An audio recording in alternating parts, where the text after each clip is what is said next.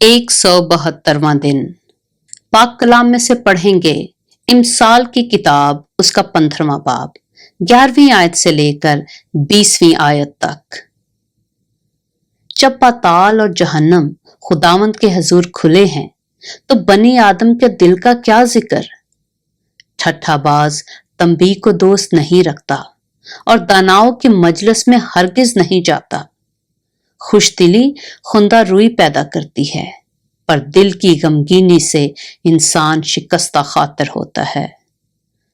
صاحب فہم کا دل علم کا طالب ہے، پر احمقوں کی خوراک حماقت ہے۔ مصیبت زدہ کے تمام ایام برے ہیں، پر خوش دل ہمیشہ جشن کرتا ہے۔ تھوڑا جو خداوند کے خوف کے ساتھ ہو اس بڑے گنج سے جو پریشانی کے ساتھ ہو بہتر ہے۔ محبت والے گھر میں ذرا سا ساگ پات عداوت والے گھر میں پلے ہوئے بیل سے بہتر ہے۔ غضبناک آدمی فتنہ برپا کرتا ہے، پر جو قہر میں دھیما ہے جھگڑا مٹاتا ہے۔ کاہل کی راہ کانٹوں کی آڑ سی ہے، پر راستکاروں کی روش شاہراہ کی مانند ہے۔